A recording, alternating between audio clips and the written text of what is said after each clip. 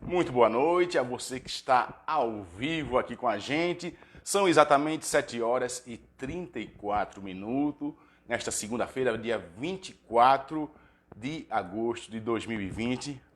Todos vocês que nos acompanham aqui, tanto no Instagram, que já estamos ao vivo no Instagram, quanto também no Facebook. Esse é o nosso projeto Psicologando com Eduardo Jorge. Sempre batendo aquele papo sobre a mente humana, sobre o comportamento humano, sempre com uma audiência, né, qualificada, com pessoas sempre fazendo perguntas, a gente tentando trazer o científico, né, aquilo que muitas vezes é técnico, para uma linguagem muito mais acessível, uma linguagem muito mais simplificada. Então você pode mandar desde já a sua pergunta, seus questionamentos, as suas opiniões. Pode mandar seu recadinho aqui com a gente, que a gente interage com o maior carinho e, claro, sempre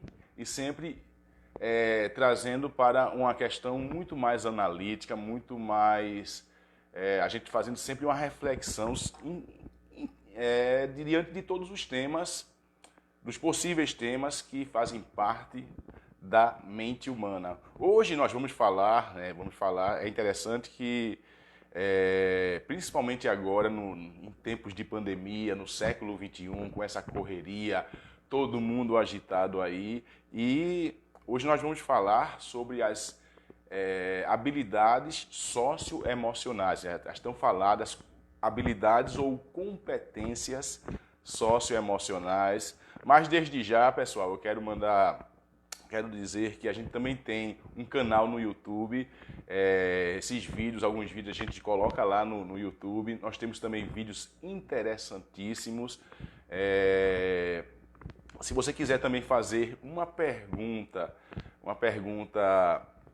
particular para a gente fazer um vídeo por fora, você pode mandar no nosso inbox, tanto no Instagram quanto também no Facebook. Pode mandar a mensagem aí com a pergunta aí, que a gente de repente grava um vídeo e exibe aí, lhe marca, mesmo que você não queira se identificar, tudo bem, você coloca aí, não quero me identificar, mas a gente responde através de um vídeo aí. Isso também faz parte do nosso projeto. Lembrando que todas as quartas-feiras a gente também está na Rádio Goiana FM, no programa Sempre Juntos, com o Vilmar Gomes de Moura e meu amigo Wellington Barbalho, das 8h30 às 9h30 na Rádio Goiana FM. Pessoal, querendo uma consulta seja online, seja através das redes sociais, uma consulta presencial, pode ser em casa, ou até mesmo uma consultoria, você quer qualificar a sua equipe de trabalho, tem dúvidas aí, você pode acionar a gente, pode mandar uma mensagem, procurar a gente através do telefone 992290601. Repetindo, 992290601, que a gente presta nosso serviço de psicologia, de consultoria, e também a gente faz terapia tanto online como presencial, tá certo, pessoal? Mas vamos lá, né? Vamos falar sobre as competências socioemocionais. Deixa eu abrir aqui já no Facebook, ver quem está aqui acompanhando a gente. Deixa eu ver aqui. Opa, já estamos aí. Como é que está o som aí? Lembrando que a gente tem uma produção de dois parceiros aí muito bacanas, que é a Claudiana Albuquerque e o nosso Alex Mano Brown, aí também, Alex Maior, que são nossos parceiros. Aí a gente sabe que a gente não trabalha sozinho. Que bom que a gente pode contar com essa turma. E desde já pode mandar a sua perguntinha aqui pra gente. Habilidades socioemocionais, né? Esse palavrão. O que significa isso, pessoal? Principalmente agora, a gente está num momento que as pessoas estão meio que desesperadas, né? Nós somos, eu já falei aqui várias vezes, nós somos o país mais ansioso do mundo. Somos o primeiro lugar no ranking mundial dos transtornos de ansiedade. Para ter uma ideia, 18.700.000 pessoas aqui no Brasil sofrem com os transtornos de ansiedade. Aproximadamente 11 milhões de pessoas sofrem com transtornos depressivos. A gente está vendo muito forte aí a cultura da polarização, as pessoas entrando em desespero, principalmente há 5 meses, de 5 meses para cá, né? foi quando começou a pandemia. Muita gente, a polarização política, né, principalmente aqui no Brasil, isso tem aguçado determinados transtornos, determinadas situações de estresse, seja no trabalho, seja estresse familiar, seja insatisfações existenciais. E a gente vê que vai minando nos espaços sociais. Se a gente tem um sofrimento, se a gente está demandando um sofrimento, a gente termina minando através de comportamentos muitas vezes inadequados, através de conflitos interpessoais, seja na família, seja no ambiente de trabalho, seja nos grupos sociais, de repente aí a turma da pelada, os espaços que a gente conviver, se a gente não está bem, a gente começa assim, a desenvolver conflitos e com isso vem processos de adoecimentos, vem perda muitas vezes de oportunidades de crescimento profissional, crescimento nas relações, crescimento pessoal. Muita gente reclamando. O que é que a gente faz para a gente começar a ser mais saudável nas relações? Então, competências, né, ou habilidades socioemocionais é justamente um conjunto de habilidades que a gente vai treinando para justamente a gente conseguir lidar com situações difíceis, situações estressantes, com situações com dificuldades, com problemáticas, e isso lidando com os grupos sociais a qual a gente pertence.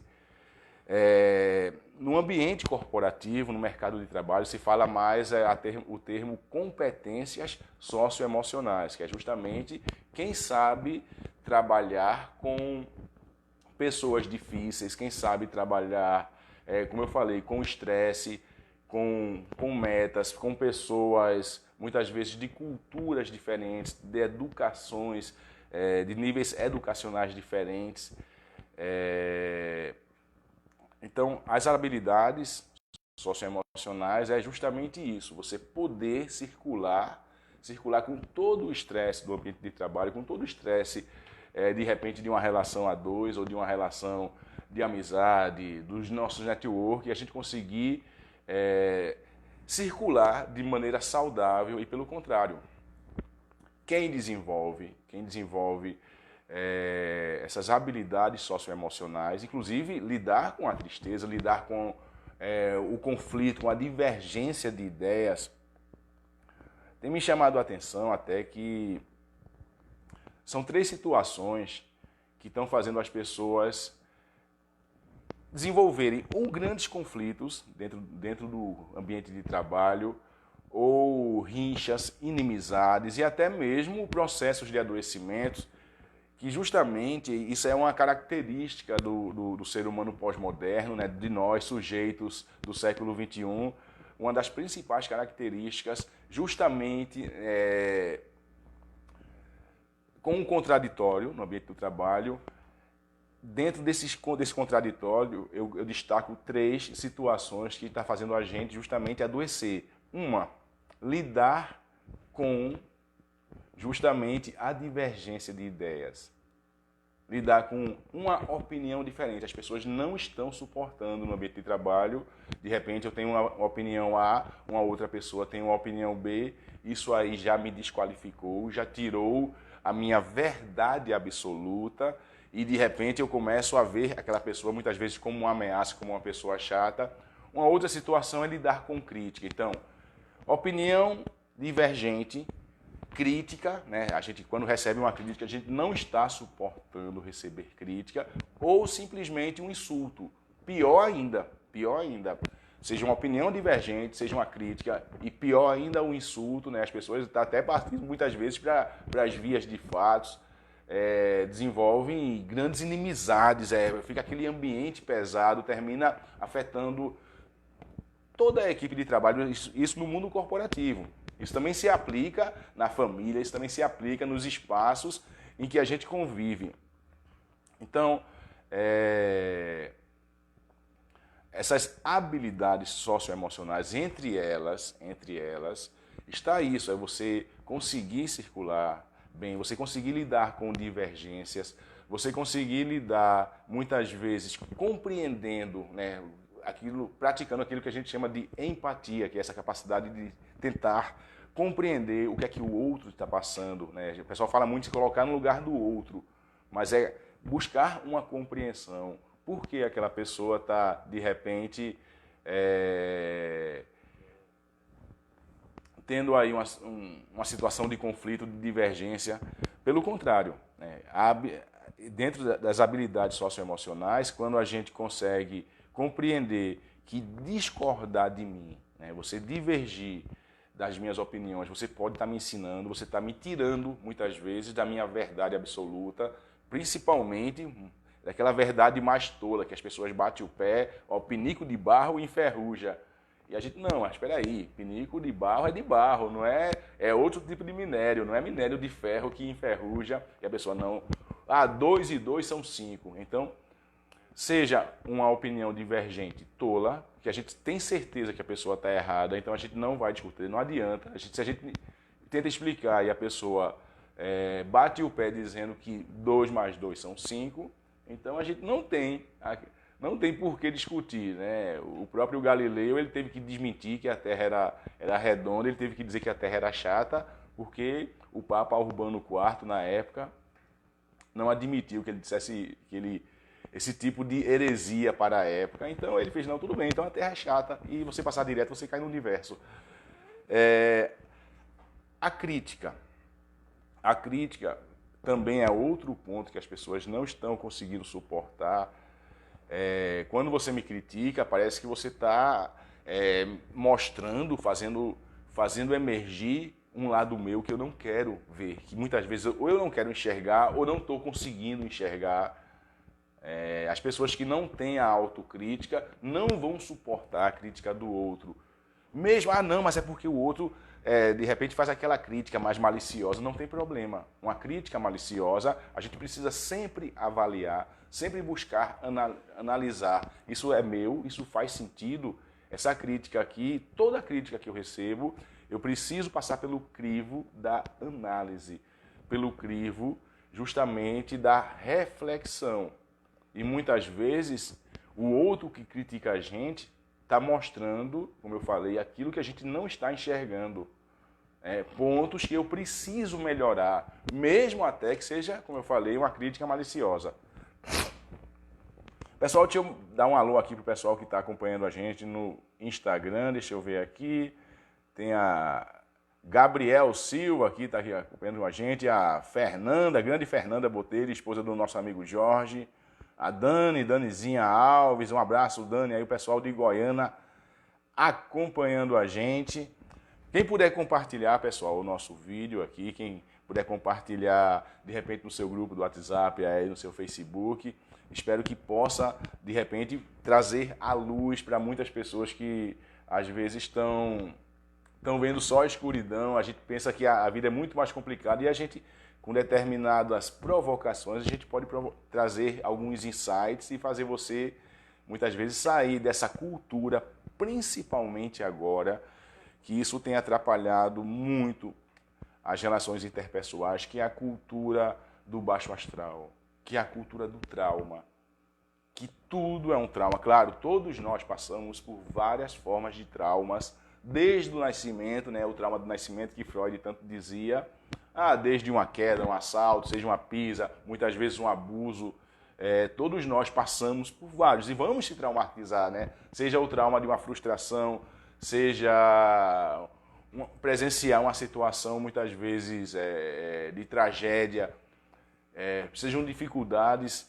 Então todos nós passamos por várias formas de traumas e vamos continuar passando pelo resto da vida. Então essa cultura do trauma está fazendo as pessoas justamente no ambiente de trabalho ter processos de adoecimento, ficarem insuportáveis, ficarem frágeis, muitas vezes depressivas, ansiosas, irritadiças, com falta de concentração.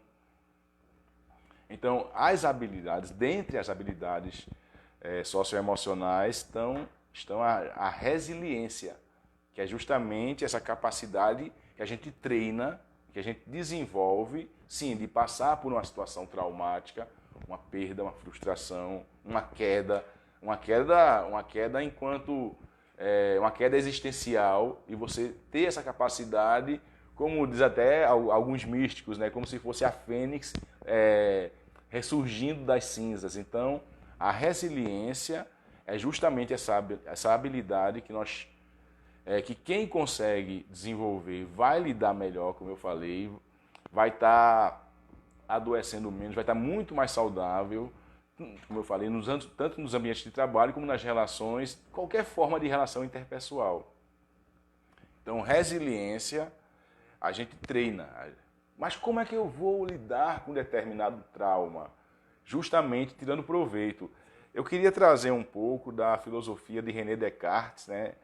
Que a gente chama até o pai da racionalidade. Claro que isso vem desde Sócrates. Sócrates, que nasceu aproximadamente 470 anos antes de Cristo, ele já falava que quanto mais nós formos racionais, quanto mais nós agirmos pela luz da razão e não de uma maneira infantilizada, como uma criança medrosa, como uma criança birrenta, que muitas vezes reage gritando, ou esperneando, ou agredindo, ou se autoagredindo a determinadas situações, eu não falo nem grandes traumas, a situações de frustrações, de divergências.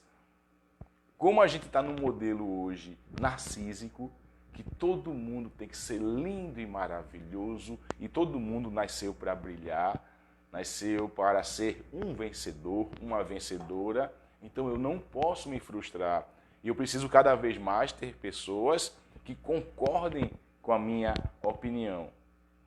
E se isso não ocorre, né, claro, o mundo vai mostrar que eu não sou especial, que eu não sou narcisicamente melhor do que ninguém. Né, o mundo vai mostrar, o mundo vai dar os freios sociais. E quando a gente consegue, vamos dizer, sair desse ego narcísico, justamente que a gente chama de buscar humildade, que é uma das competências socioemocionais, uma das habilidades socioemocionais, que é a humildade. Humildade não é coitadismo. Humildade é saber que nós somos limitados, que nós não somos os donos da razão, não somos os donos das verdades absolutas, que nós somos frágeis. Ah, eu sou o tal, de repente vem aí um vírusinho aí, microscópico, e derruba a gente. Ah, eu sou o dono do conhecimento. Eu já vi, até hoje eu aprendo até com estagiários de psicologia, com alunos, com pessoas que não são letradas muitas vezes, me ensinam muito sobre a vida, me ensinam grandes lições de vida. Então, humildade como eu falei, não é ser um coitado. Né? Inclusive, a gente vê muitas pessoas depressivas, até as pessoas mais histéricas, né? Claro que muitas vezes a depressão ela vem acompanhada de comportamentos mais histéricos, mais chocantes. Inclusive, tem muita gente que diz assim, eu sou a pior pessoa do mundo. Isso já é uma forma de vaidade. Né? Dizer, eu sou o pior, a minha vida é a mais desgraçada do mundo. Isso também é vaidade. Então, a humildade de saber que eu preciso tratar, de repente, o servente, tratar aquela pessoa, digamos, menos importante nas hierarquias sociais, da mesma forma que eu trato o diretor, que eu trato aquela pessoa que tem algo a me oferecer. Hoje a gente está vendo nos ambientes de trabalho um festival de assédios morais, de pessoas desequilibradas muitas vezes, não só nas equipes, mas muitas vezes gerenciando, muitas vezes numa situação de gestão. Pessoas, sim, que usam muitas vezes o poder para fazer os seus subgrupos de súditos, de repente do meu narciso. E se eu não sei lidar justamente com essa minha vaidade narcísica, eu vou passar a escolher, vou passar a ser antiético, muitas vezes desonesto, vou passar a tratar mal, com diferenças, 2 pesos, 2 medidas, as pessoas, como eu falei, seja no ambiente de trabalho, vou passar a usar as pessoas. Meu amigo Urbano Dias Leal, ele botou aqui. Boa noite, meu amigo Eduardo, um grande abraço. Ô, valeu, Urbano. Magna Silva também, a esposa do nosso Xuxa, né? Grande Magna, grande Xuxa, um abraço aí para todos vocês. Doido para tocar. Xuxa é o nosso sanfoneiro aí da banda de Petrúcio, eu também toco guitarra com Petrúcio.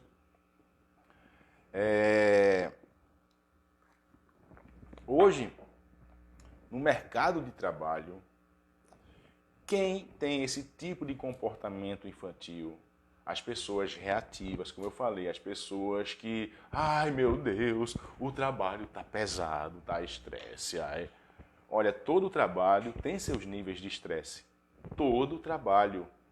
Eu trabalho com prazer. Para mim, eu recebo para fazer isso, mas eu faria de graça. Como eu faço de graça? Mas eu trabalho com prazer atendendo pessoas. A gente lida com estresses. A gente trabalha no serviço público, eu também sou da Prefeitura Municipal de Goiânia, sou do CAPES. A gente trabalha com várias dificuldades, desde dificuldades operacionais, estruturais, como tem em todo o serviço público, em todo o Brasil. A gente sabe das precariedades. Muitas vezes, como eu falei, colegas de trabalho que têm mais dificuldades e a gente, entre as habilidades socioemocionais, é saber lidar com isso de maneira mais serena, de maneira mais equilibrada, com maior indiferença. É muito prazeroso, mas tem os seus estresses. Ah, não, mas qual é o trabalho que não tem estresse? Eu vou fazer um concurso para trabalhar no Tribunal de Justiça, atendo pessoas do Tribunal de Justiça, viu? Sim, também reclamando de estresse, de dificuldades existenciais, um salário bom.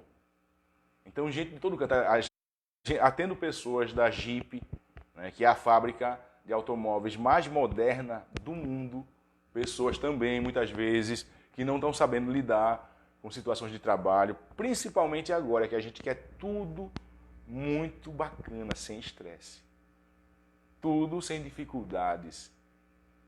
Muitas vezes, a minha mãe fez tudo por mim, resolveu as dificuldades que, de repente, eu, na minha infância e na adolescência, era para eu resolver, e minha mãe ou meu pai resolveu por mim, e eu não vou suportar, de repente, pequenas dificuldades no ambiente de trabalho.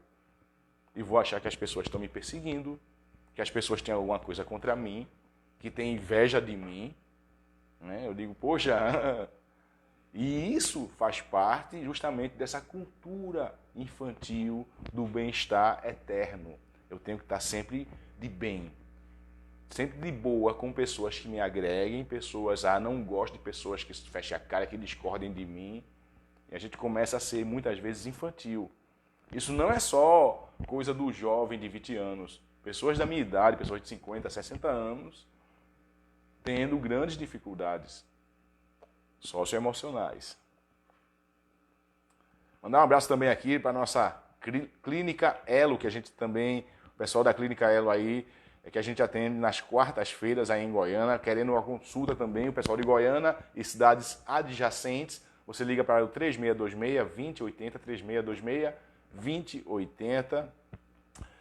Magna Silva botou aqui no Instagram: estou tendo contato com um amigo de trabalho com este comportamento. O que eu posso fazer para ajudá-lo? Ótimo, ótimo, Magna. Bem, em primeiro lugar, tentar não julgar, tentar não condenar. Eu gosto muito de um pensamento do Mário Sérgio Cortella, né, um dos maiores pensadores do Brasil. Ele traz uma reflexão muito boa que eu tomei como lição para mim. Corrija em particular, elogie em público. Vamos lá, elogie em público e corrija em particular. Se a gente identifica que um colega de trabalho está tendo condutas inadequadas, está de repente hostil, está irritadiço, ou está dando sinais aí que não está bem emocionalmente, chama no canto, de repente aí, chama para tomar um café, né? Se você tem uma boa intimidade, ser sincero, eu estou aqui para te ajudar. Sabemos que todos nós podemos ter momentos de estresse no trabalho, inclusive a pandemia potencializa isso, né? Todos nós estamos tendo, todas as pessoas sensatas. Quem é sensato sim, deve estar incomodado, deve estar tendo suas dificuldades. Quem está aí, nem aí, tá bom demais, carnaval, vamos farrar, vamos se aglomerar. Essas pessoas que não estão muito boas do juízo. Pessoas conscientes vão ter seus momentos de angústia. Então, Magna, chama ele, conversa, olha, assim, está acontecendo isso, está precisando de ajuda, assim, tem percebido. Não, as pessoas que me perseguem, as pessoas que estão me estressando, isso já é um sinal. Quando a gente acha que só é o outro que estressa a gente, as pessoas que não estão deixando a gente em paz, isso é uma falta de autocrítica. Isso já é um sinal de que você não está bem. Então chama ele numa boa, assim, sem julgar, dizer que isso é comum, que ele poderia até conversar com um profissional, né? Aconselhar, de repente, meu amigo, procura aí um profissional de saúde mental, um psicólogo, para você, não é fazer só uma terapia, de repente uma consulta, duas, a pessoa já até se encontra mais, busca até melhorar essas angústias existenciais, tá certo, Magna?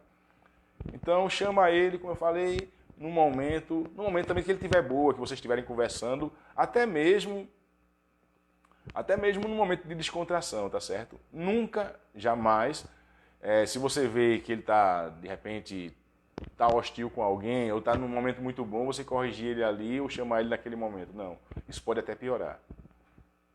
Meu grande amigo Júnior Estênio, né? Também tem uma turma aqui ligada aqui. Pode mandar suas perguntas, viu, pessoal? Podem fazer perguntas. Gostei muito da pergunta da Magna. Minha amiga Auricélia Batista, aí de Goiânia. Grande Céu, boa noite para todos nós. Ela colocou aqui. Boa noite, Céu. Muito obrigado. Rai Silva. Cheguei agora, mas é sempre um prazer ouvir as suas palestras. Opa, obrigado, Rei Silva. Silva Rei, obrigado. Bem, não é palestra, não é bem palestra, é mais um bate-papo, sim. Um bate-papo sem muito protocolo, sem muito tecnicismo, sem muita frescurite. A gente fala aqui de ciência de uma maneira simplificada. Então, pessoal, o mercado de trabalho hoje está exigindo pessoas equilibradas. Como é que eu vou ser equilibrado? Usar a luz da razão de René Descartes.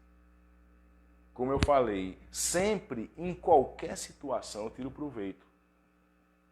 Buscar, né? Descartes, ele trazia de maneira muito nítida. Se eu eu tenho consciência de que nós, enquanto seres humanos, somos seres racionais. Que nós somos diferenciados dos outros animais, dos outros mamíferos que agem por instinto. A gente pode escolher o bem e o mal, a gente pode escolher se tornar o que a gente quiser. Então, se eu tenho capacidade de agir com a razão, de maneira prudente, com coerência, por que eu vou ser irracional? Principalmente tendo essa consciência crítica de que se eu ficar o tempo todo reclamando no trabalho, se eu ficar fofocando, se eu ficar agredindo as pessoas, agredindo de várias maneiras, seja tratando mal, seja soltando piadinhas, ou até mesmo com indiferença, fingindo que o outro não existe, dando um gelo no outro, ou formando subgrupos. Isso é uma matemática, eu vou ter problemas. Se você tiver com esse tipo de conduta, isso é uma matemática. Se a gente conseguir ser racional nisto, refletindo, porque se eu agir assim, eu vou ter problemas. E essas pessoas são as primeiras a adoecer. São as primeiras a ficarem mal vistas no ambiente de trabalho e se acham a tal. Eu faço tudo certo, faz não. Você pode até ser um bom técnico, pode ter até um conhecimento, mas as habilidades, volto a dizer, as habilidades socioemocionais são hoje mais importantes, inclusive nos RHs, você saber lidar com pessoas, você saber lidar com conflitos, você ter compromisso, seja com o horário, com assiduidade, você ter esse compromisso com o servir, com trazer ideias, com agregar, são essas pessoas que vão estar sempre sendo escolhidas, selecionadas. E quem não tem isso é que é demitido, é quem adoece. Eu me lembro, há alguns anos atrás, a gente estava na gestão aí, a gente estava, assim, desde que eu me formei, eu trabalho no serviço público, e a gente estava numa gestão e teve uma crise alguns anos atrás e precisou cortar pessoal. No serviço que eu estava, a gestão maior lá, a secretaria fez, olha, a gente vai precisar cortar, pelo menos aqui do seu serviço, 5 pessoas. Então eu vou precisar de 5 nomes para, infelizmente, ter esse corte de pessoal, como tem toda crise, seja no âmbito privado ou público, termina algumas pessoas sendo demitidas. E quem foi que a gente precisou demitir? A gente foi com muita ética. Bem, quem estava tendo problemas de relações interpessoais, quem estava botando atestado, quem estava faltando e reclamando da vida. Então são essas pessoas que justamente que desagregam, que promovem boicotes. Essas pessoas mais difíceis, essas pessoas mais engessadas são as primeiras. Né? E como eu falei, são as que vão ter menos chances no mercado de trabalho, que hoje está cada vez mais exigente. Então, habilidades socioemocionais, quem sabe lidar com o estresse, quem sabe lidar com isso, com a diferença, quem sabe inovar, quem não é engessado, né? Essas pessoas que cada vez mais o mercado de trabalho está buscando. Ah, mas eu sou o técnico. É interessante, eu já fui em alguns mecânicos. Quem já foi em oficina sabe, ainda tem gente assim, que é altamente, né, um excelente mecânico, mas quando a gente chega lá, e aí? Chega lá, o cara é o cão, é o fera, de repente em injeção eletrônica, ou em caixa de marcha, ou em motor, ou em mecânica e tal. Aí a gente chega lá, aí o cara é bom, tá cheio, o cara dá logo uma amassada. Olha, eu vou ver aqui, vou dar uma olhada, aí faz logo aquela, fica calado, aí você pergunta, e aí, tô vendo. Aí vai lá pra dentro da oficina, daqui a pouco volta, aí manda outra pessoa, dá aquela amassada, e você, e aí? Calma, meu amigo, calma. Então, esses técnicos feras, que se acham a última Coca-Cola do deserto, isso está caindo das exigências do mercado de trabalho. É melhor você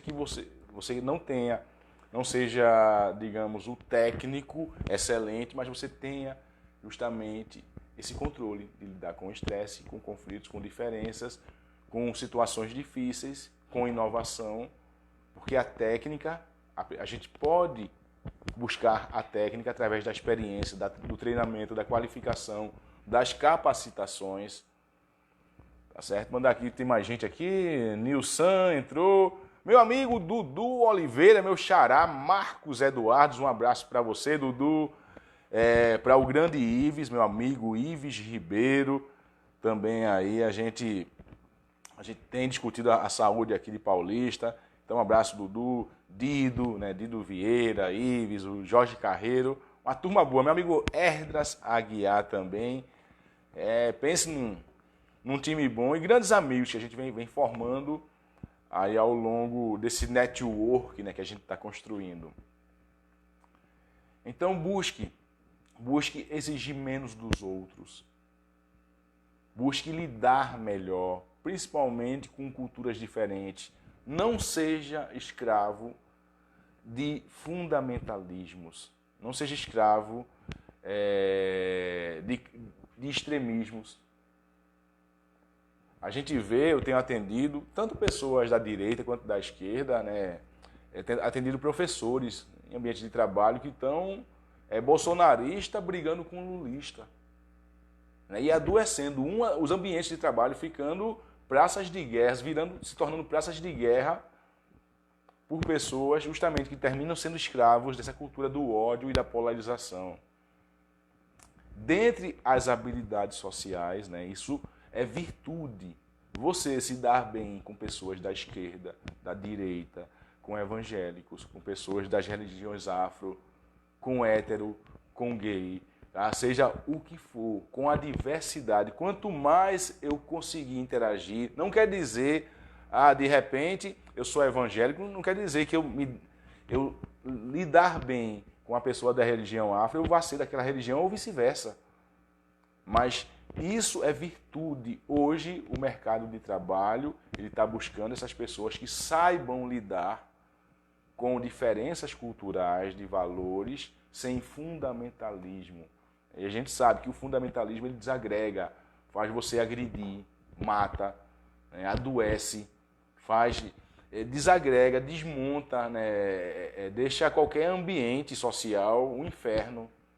A pessoa se torna tóxica.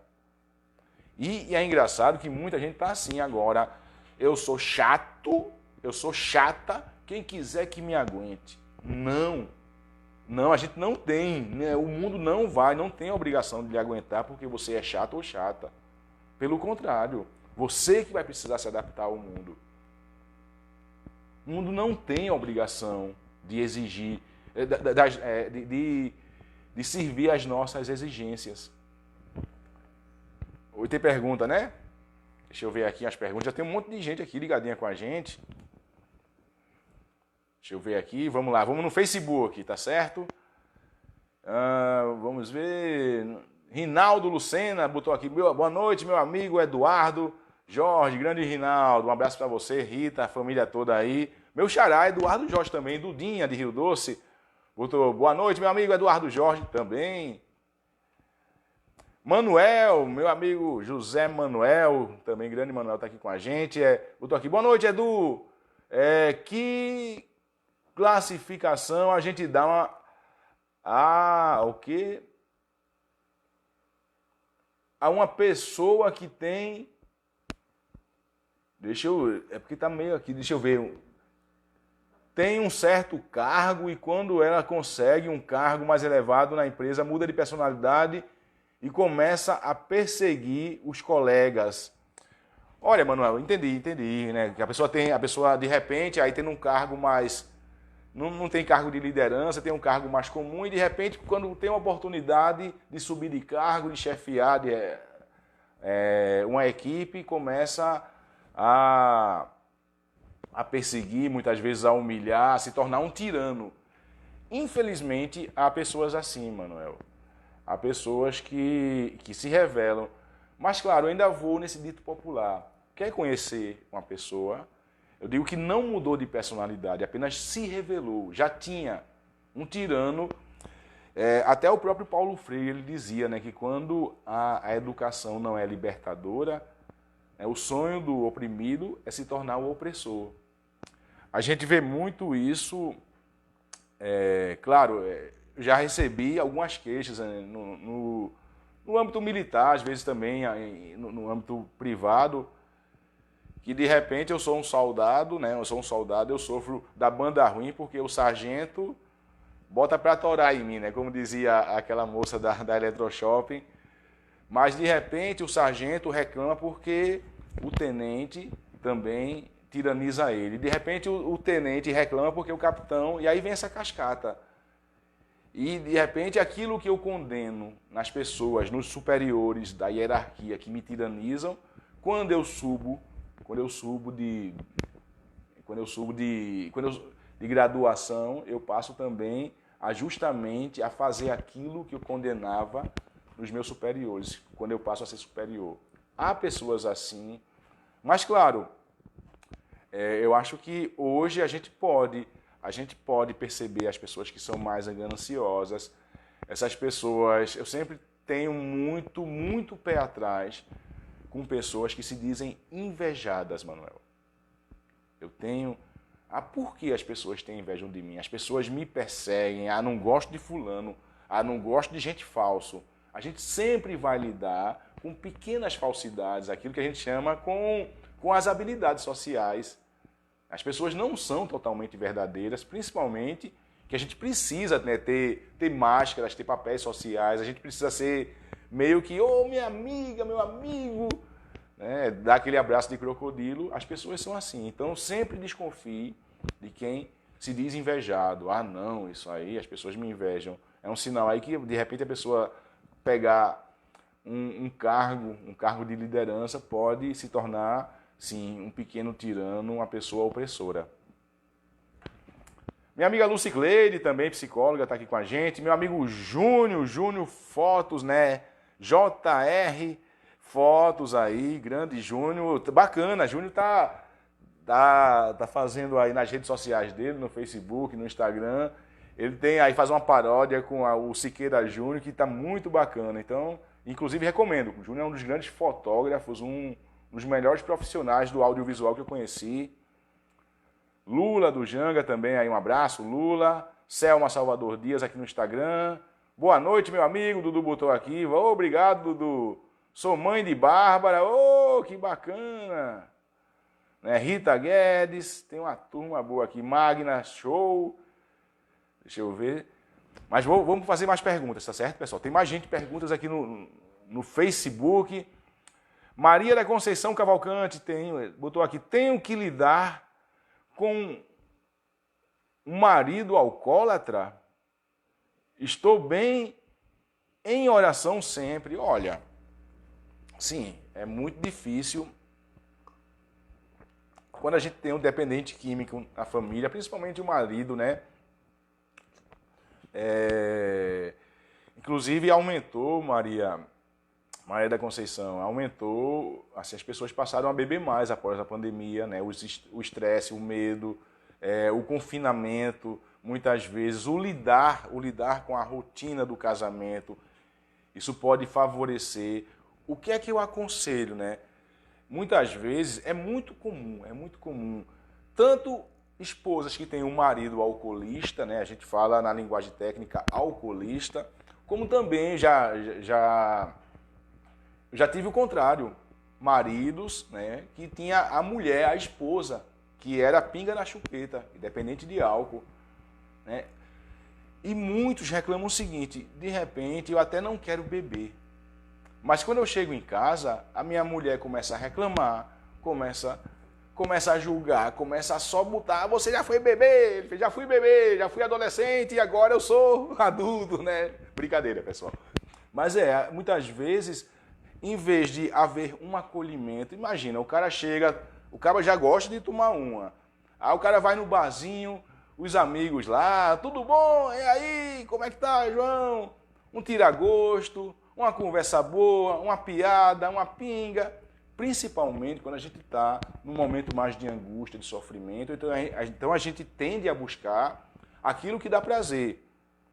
E como o álcool, sim, o álcool é uma substância que dá prazer em certo momento, então para eu não estar vivenciando de repente um monte de angústia, se eu não estou sabendo lidar com isso, eu vou buscar tomar uma e receber o carinho, né, o carinho, o afago dos colegas. Aí eu chego em casa, aí a mulher reclama, já foi beber, papapá, em vez de acolher. Eu sempre aconselho, Maria da Conceição, seu marido, se chegar em casa, você viu que ele está alto, viu que ele tomou umas, não reclame. Faça aquela coisa do cuidado mesmo, seja ou o contrário, até mesmo sua mulher. Você tem um marido, você tem uma esposa, você é um marido que tem uma esposa que ela também chegou em casa, olha, bota um prato ali de comida, bota uma água, bota para tomar um banho, não reclama, no outro dia conversa. Então, não tendo esse julgamento, não tendo esse apedrejamento simbólico, isso já ajuda bastante, sim, a lidar com o marido alcoolista e vai conversando devagarzinho, não reclamando, tentar até promover outras atividades que não envolvam álcool, de repente fazer um jantar em casa, até mesmo pode usar o que a gente chama de redução de danos. Meu marido de repente não está no meio da rua exposto ao coronavírus, tomando cachaça, né? Que a gente sabe que muitas vezes o alcoolista ele começa na cerveja, mas daqui a pouco a cerveja não faz mais efeito, ele vai para a água que passarinho não bebe e tubarão não nada, né? Como diz Almir Rush. Aí você pode até usar, olha, vamos tomar um vinho aqui para você não sair. E claro, se a coisa está séria, está preta mesmo, você precisa buscar uma ajuda terapêutica, assim, de repente um CAPS-AD, que é para pacientes que fazem uso danosos de álcool e outras drogas. Você pode buscar uma ajuda no AA, você pode buscar, de repente, até uma ajuda no próprio PSF, na própria Unidade Básica de Saúde. Ah, não quero ir para o AA, mas a enfermeira, de repente, o médico leva no médico. Às vezes ele não escuta a gente, que é a esposa ou o marido, mas o médico, um profissional de saúde mental, pode ajudá-lo aí, de repente, a sair desse consumo danoso. Tá certo? E claro, isso precisa envolver toda a família, né? Filhos, né? Seus filhos, é bom também fazer essa reunião familiar. Ó, pai, você está exagerando, você está fazendo mal, você está se matando. Então precisa ter esse despertar da consciência do dependente de álcool e acolhimento, menos julgamento, menos condenação, né? Porque é uma doença, não é uma safadeza, é uma doença.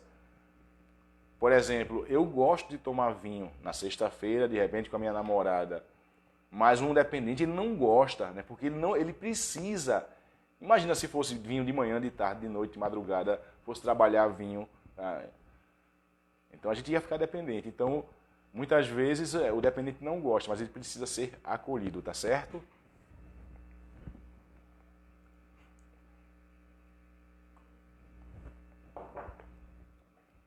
Tem mais gente aqui.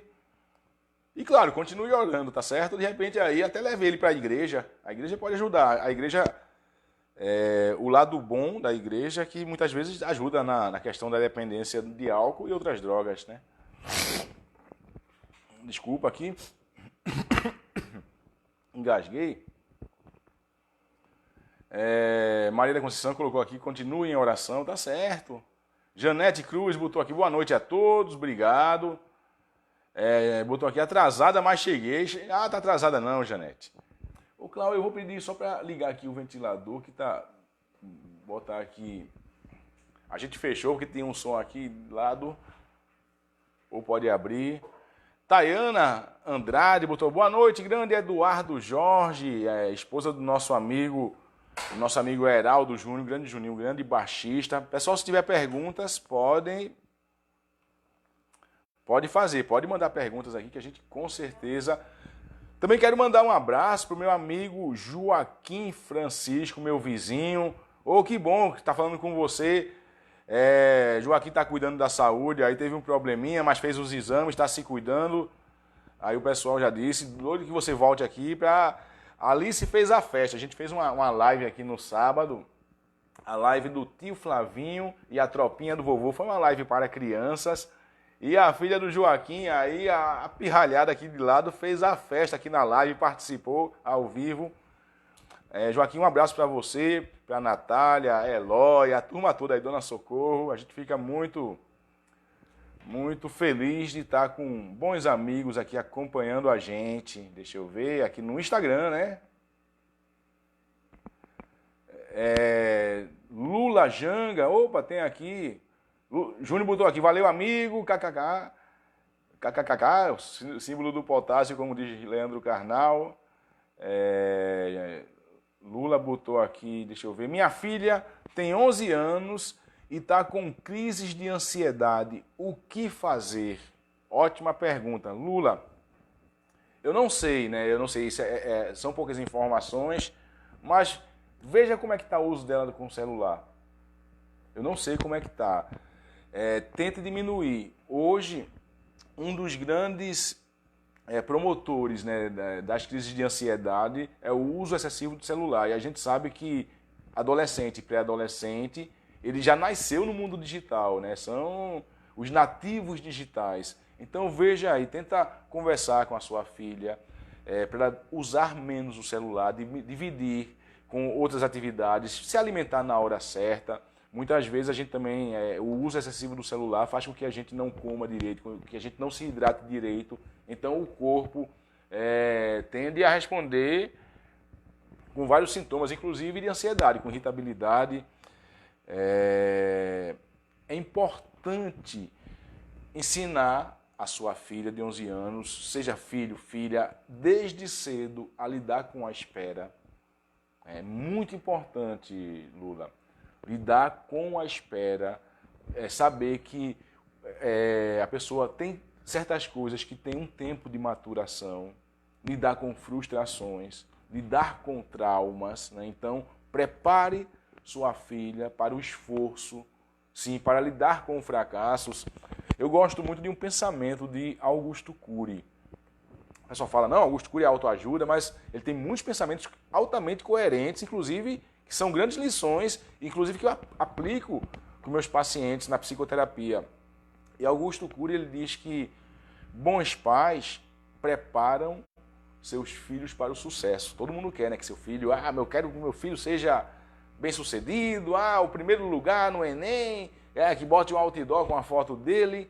Então todo mundo quer ter seu filho um rei, um príncipe, o top. Bons pais preparam os filhos para o sucesso. Excelentes pais preparam os filhos para o fracasso, ou seja, para cair, se levantar, para serem resilientes. Porque para ter um sucesso, a gente passa por várias situações de fracasso.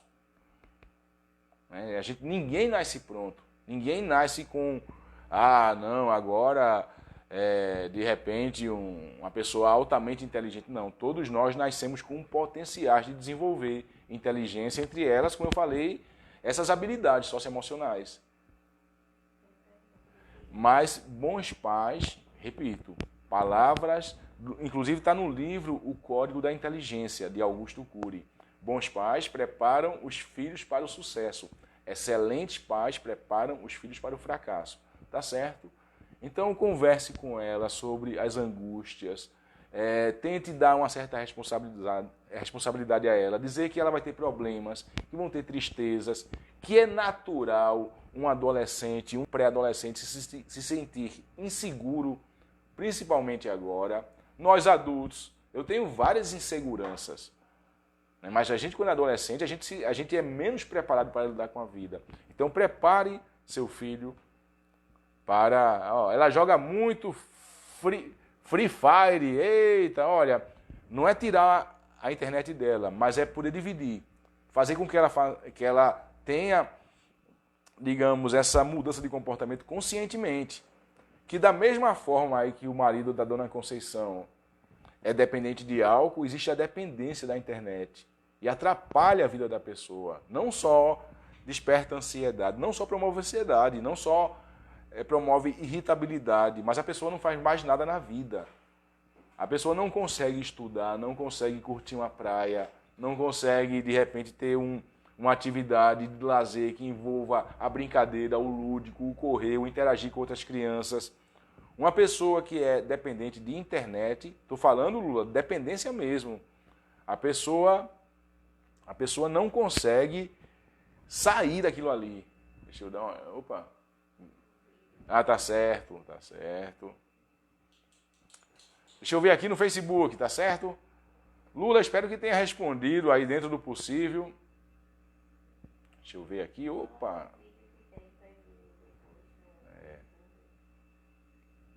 Deixa eu dar uma arrumada, pronto, continua aqui. Tem pergunta aqui da Tiana Andrade. Vamos ver aqui. A Tiana botou aqui, minha infância foi cheia de brigas e estresse devido a bebidas. Meu pai sempre bebeu muito, minha mãe no início acompanhava. Depois dos filhos começou a viver para os filhos, queria que meu pai fizesse o mesmo. Como ele não cedia, eram brigas e mais brigas, não é fácil. Tiana, bem-vindo. O que é que eu digo, né? Muita gente chega, meu pai era assim, meu pai bebia, ou minha mãe era ignorante, ou ele era bruto, e não foi aquele pai amoroso. Não tem problema, Tiana, não tem problema. Eu vou com esse pensamento de René Descartes, né, que bebe da filosofia estoica. Tudo deve servir de lição. Inclusive, de repente, seu pai lhe ensinou o que você não fazer com seu marido, né? Não ter uma relação desgastada de brigas. Então, aprenda, não existe, né? Todo mundo queria ter aquele pai perfeito, aquela mãe perfeita, né? Aquele pai que chega do trabalho e abraça a filha, né? Com a gravatinha e traz um presente e é amoroso. Não, infelizmente os pais bebem, os pais erram, muitas vezes são ignorantes, mas são importantes. Eu digo que perdoe. Perdoe. A gente também está nessa cultura do trauma. Ai, meu pai bebeu e disse que uma vez me xingou, ou disse que eu nunca ia ser ninguém na vida. Perdoe. Perdoe, porque nós só estamos aqui por conta dos nossos pais, com as falhas, com as fragilidades deles, mas são importantes. São importantes. Seja grato a seu pai, sim. Ele mostrou que não existe deuses, não existe esse pai ideal. Poucas pessoas, a maioria dos pais são separados, a maioria dos casamentos tem situações de conflitos. Então, aprenda tudo, qualquer situação traumática, né, volto com a racionalidade de René Descartes. Tudo nós podemos tirar proveito, mesmo das situações difíceis.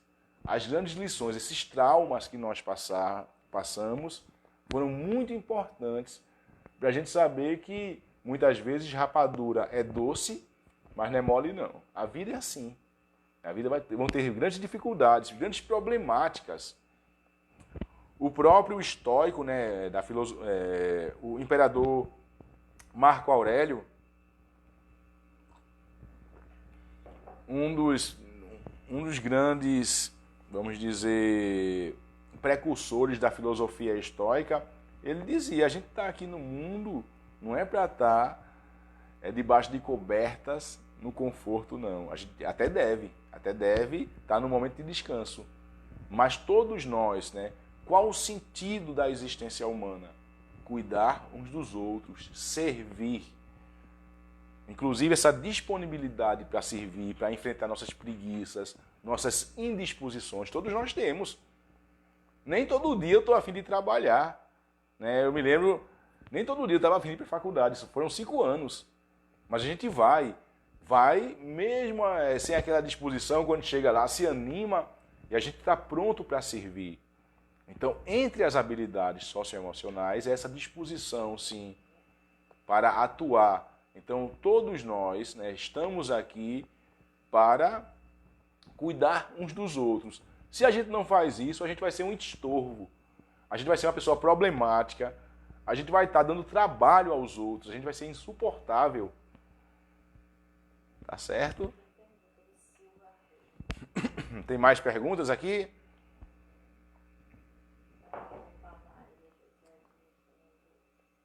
Deixa eu ver aqui. Muito bom ouvi-lo. Janete Cruz botou aqui. Maria José. Oi, meu querido. Amo o seu trabalho. Boa noite. Aqui é Maria José do Engenho Umbu. Um abraço para todos aí da comunidade do Umbu. Inclusive, meu grande amigo Jorge Cavalcante tem lá uma casa lá no Umbu. Ele gosta que só. Um abraço. Qualquer dia eu vou lá. Qualquer dia eu vou conhecer o pessoal aí do Engenho Umbu. Eulália Silva, grande cantora de Condado, né? Chamada de Lalinha, né? Isso também botou aqui. Boa noite, amigo. Boa noite. Silva Rei, né? Silva botou aqui. Ansiedade generalizada é uma doença? Ansiedade pode levar à aposentadoria? Eita! Gostei da pergunta. Olha, Silva Rei, eu vou começar pela segunda pergunta, né? Ansiedade pode levar à aposentadoria? Bem, se a ansiedade levasse à aposentadoria, o INSS estava quebrado. A Previdência ia quebrar o Brasil aí, todas as reservas, porque a gente é o país mais ansioso do mundo. Não. Geralmente a ansiedade não leva à aposentadoria. Claro, se a pessoa desenvolve um transtorno de ansiedade mais intenso, porque atrapalha, sim, o ambiente de trabalho. Por exemplo, um transtorno obsessivo-compulsivo, que a pessoa precisa repetir determinados rituais, ou uma ansiedade generalizada, é o famoso TAG, transtorno de ansiedade generalizada. É uma doença, sim, onde a pessoa fica paralisada, a pessoa fica com medo, principalmente medo de exposição ao público. Vem, sim, episódios fóbico-ansiosos, com falta de ar, muitas vezes, vem com tremores, com irritabilidade, com perda de memória, com falta de concentração. Sim, isso muitas vezes com sintomas depressivos, com medo exagerado. Isso tudo faz parte dos transtornos de ansiedade generalizada, tá certo? Mas, olha, no geral, a ansiedade não leva... muita gente pergunta, a gente que trabalha com saúde mental... já... Estou compartilhando aqui. A gente que trabalha com saúde mental, a gente vê muitas pessoas, o que é que eu faço para me aposentar? Não estou conseguindo mais trabalhar. Pessoas saudáveis. Muitas vezes, sim, por ter sido acometido por um transtorno de ansiedade ou uma depressão mais leve, a pessoa já quer parar tudo. Né? E isso, claro, vem com aquilo que a gente chama de ganhos secundários. O que são ganhos secundários? Bem, muitas vezes eu estou desencorajado, estou de saco cheio da vida, então eu vou dar um jeito de dar um aqui de louco, de dar uma de perturbado ou maluco ou doente, para justamente ter uma aposentadoria e receber o meu benefício. Tem pessoas que conseguem, hoje é mais difícil, mas o preço é muito alto. É um preço muito alto.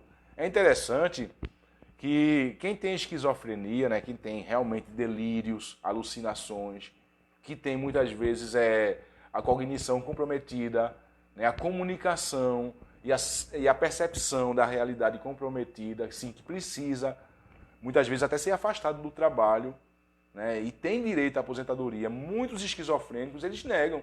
Eu não quero me aposentar.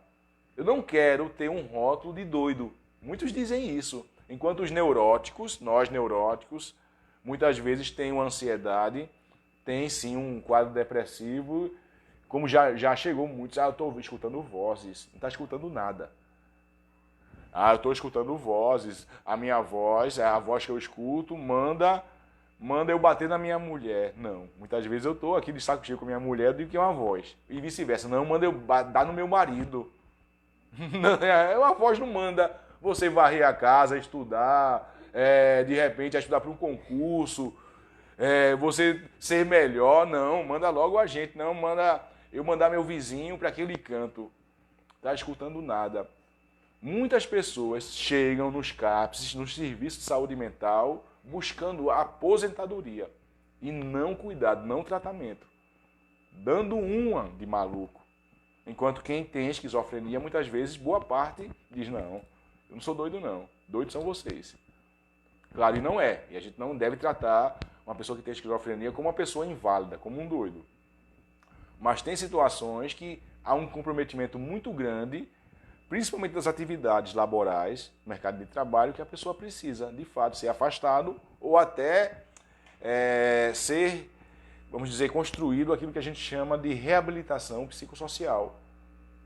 Ser reabilitado numa outra função, de repente, por exemplo, a gente já atendeu uma pessoa que foi, né, um jovem, ele era de uma empresa de segurança e ele começou a delirar, começou a desenvolver, sim, a esquizofrenia e ele trabalhava com arma.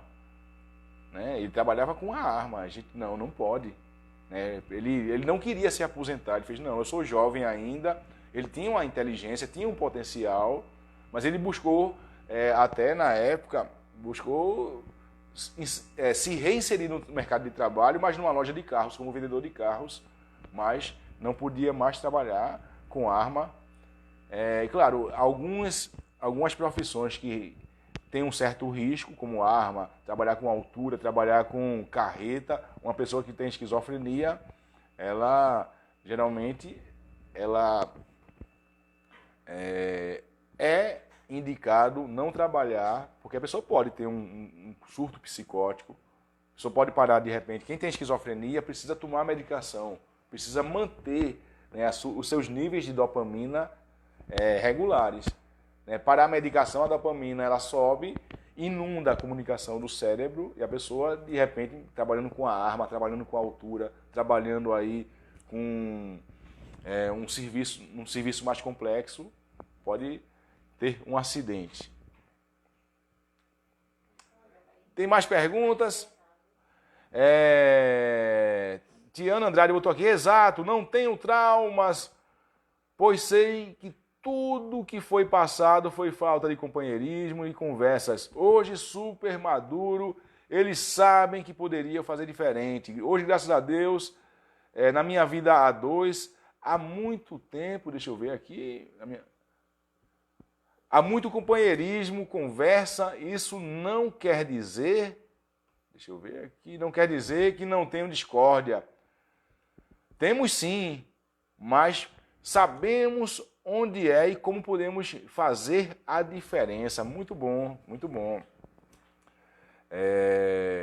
A divergência, isso faz parte. Onde há duas pessoas, sempre vão haver divergências, seja marido e mulher, seja pai e filho, seja amigos, né, seja no ambiente de trabalho.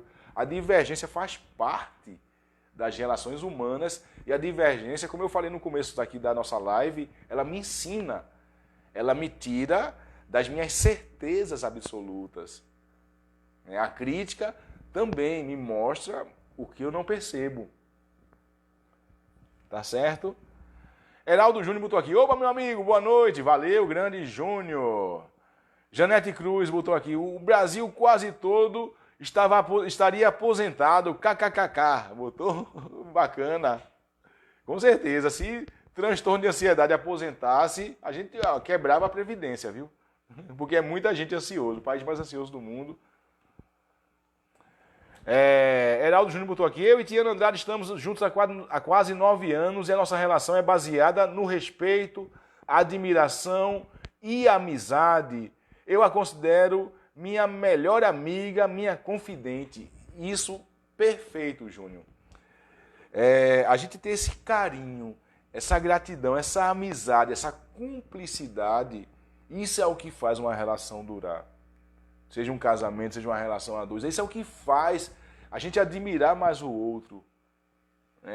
Eu costumo dizer, corpo passa. Né? O corpício da gente, novinho aí, daqui a 40 anos a gente vai estar com outro corpo, mulher e homem.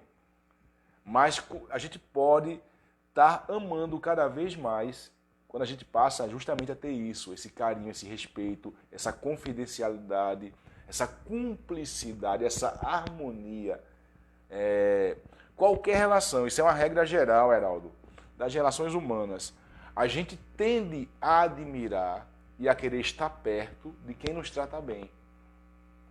A gente tende a evitar, a sair de perto, a não querer estar junto de quem nos trata mal. A não ser que a gente seja masoquista. A não ser que a gente seja realmente adoecido.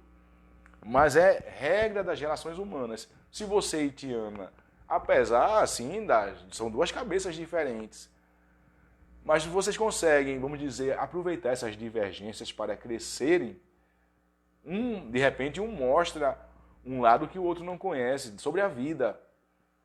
Mas se há um bom trato, vocês estão indo no caminho certo, sim, para que essa relação de vocês, o casamento de vocês perdure não só 9 anos, mas de repente vocês cheguem a 90 e casados aí, tá certo? Bacana, muito bacana escutar seu depoimento.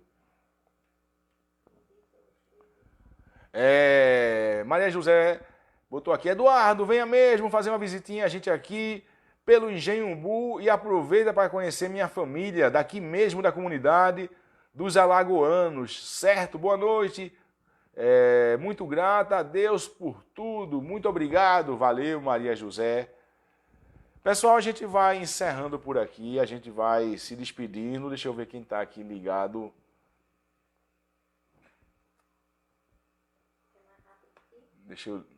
Vamos ver aqui, pronto, Clara vai me ajudar aqui, deixa eu pegar. Quem está aqui ligadinho com a gente, deixa eu mandar um abraço aqui. Eu quero falar o nome de todos, pelo menos aqui no Facebook. Se a gente esquecer alguém, pessoal, é porque chega depois pra gente aqui, tá bom? Mandar um abraço para Janete Cruz, estava aqui ligadinha, Carminha Cristo, a Magna Silva, meu amigo Jorge Cavalcante, de Rio Doce, grande Jorjão. Glaucio Magliano, né, também grande cantor.